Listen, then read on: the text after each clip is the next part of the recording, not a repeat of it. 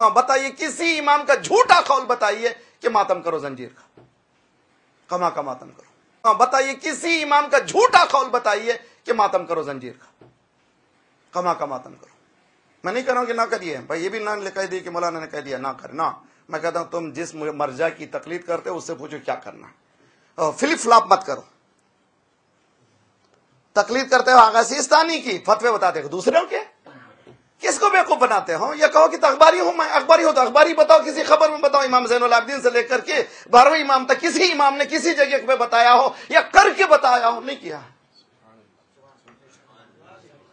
200 سال کا عرصہ ہے، 1 to 3 years کا نہیں، 200 years، not a joke۔ Karbala کا واقعہ 60 ہجری میں، امام زمانہ کی ولادت 255 اور امام زمانہ کی غیبت کبریٰ 260، یعنی 2 centuries امام موجود تھے۔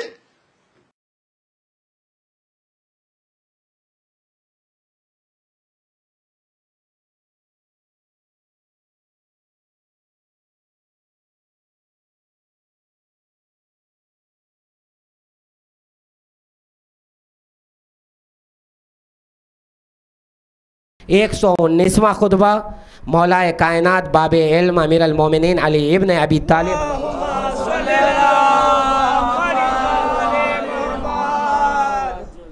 جہاں تک بات ہے کہ نص معصوم چاہیے، تو اس کتاب کی صحت کے بارے میں تو تمام علماء جو ہیں مانتے ہیں، سند دے چکے ہیں۔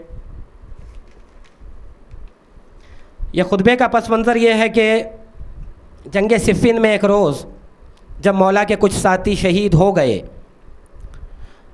تو مولا نے ایک خطبہ انشا کیا جس میں آپ نے ان شہیدوں کی، ان مسلمانوں کی تعریف بیان کی۔ ان کی تعریفیں کرنے کے بعد اب یہ کہتے ہیں آپ، یہ میرے وہ بھائی تھے جو دنیا سے گزر گئے، اب ہم حق بجانب ہیں، اگر ان کی دید کے پیاسے ہوں اور ان کے فراق میں اپنی بوٹیاں کاٹ لیں۔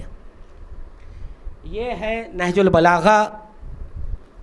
مولا اجازت دے رہے ہیں، اس بات کی اجازت نہیں بلکہ کہتے ہیں حق بجانب ہے، اگر کوئی شہید کے غم میں، فراق میں، جدائی میں اپنے جسم کی بوٹیاں کاٹ لیں۔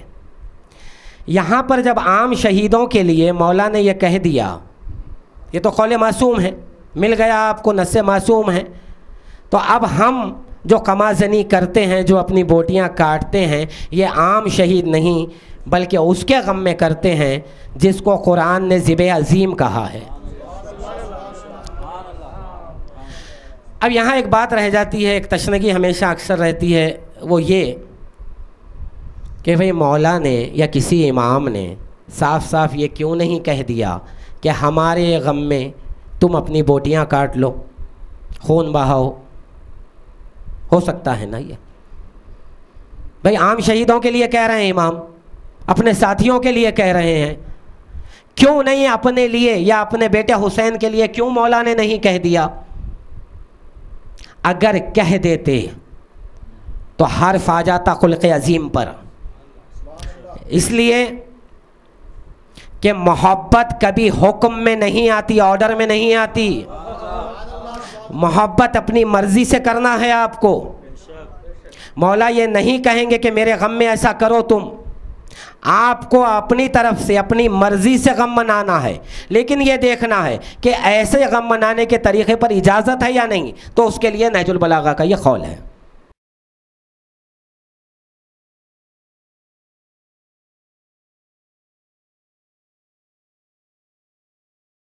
کہ بعد کربلا 9 اماموں کا دور ہے، کسی امام نے قمازنی نہیں کی، خون نہیں بہایا۔ بہت اہم سوال ہے یہ، اور میں چاہوں گا کہ توجہ سے اس جواب کو آپ لوگ سنیں، انشاءاللہ آنے والے دور میں بہت کام آئے گا، کیونکہ جو مخالفین کے حملے ہیں وہ بہت قریب آ چکے ہیں آپ کے، تو یہ آپ لوگوں کے ذہنوں میں اگر جواب محفوظ رہے گا تو انشاءاللہ کام آئے گا آپ کے۔ 9 اماموں نے یا کسی معصوم نے بعد کربلا خون نہیں بہایا، اگر بہایا ہے تو ایسی کوئی روایت ہے تو پیش کیجئے، مخالفین کا یہ سوال ہے۔ تو سب سے پہلے یاد رکھیں آپ، اگر کوئی امام خون بہا لیتا تو پھر امامت پہ شک آ جاتا ہمیں. بہت بنیادی بات بتا رہا ہوں میں، انشاءاللہ ابھی وضاحت ہو جائے گی اس کی. ماتم کیا ہے؟ گریے کی انتہا کا نام ماتم ہے. روتے روتے شدت غم میں جب انسان بے قابو ہو جاتا ہے تو اپنا سر دیوار پہ مارتا ہے، ٹکراتا ہے. کیوں کہ وہ جو غم ہے اتنا عظیم تھا کہ اس سے برداشت نہیں ہوا. تو بے قابو ہونے کا نام ماتم ہے. اور ہمارا ہر امام معصوم مطلق ہے. اور عصمت مطلقہ کی ایک ادنا تعریف یہ ہے کہ 3 عناصر میں علم، شجاعت اور صبر کے منزل اوج پر ہوتا ہے معصوم. اگر کوئی امام خون بہا لیتا تو اس کے صبر پر حرف آ جاتا، کیونکہ قرآن میں اللہ اہل بیت کو یاد کرتا ان اللہ مع الصابرین کہہ کر.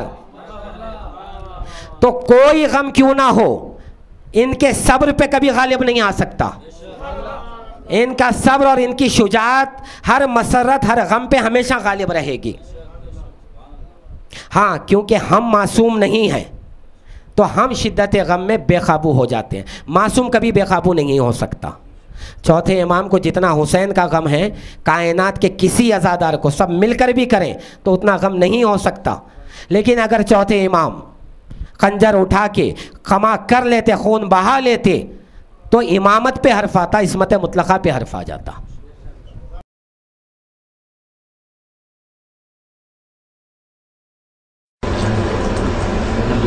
کیا زنجیر زنی اور قمع زنی جائز ہے؟ یہ سوال آپ لوگوں سے مت کیجئے جب مرجع تقلید خود جواب دیا ہے. سارے مرجع تقلید جو نجف اشرف میں سب سے سوال کیا گیا اور ایک کتاب لکھی گئی ہے جس میں 100 عالم کی فتویٰ ہے کہ عزاداری کے ہر کام جائز ہے.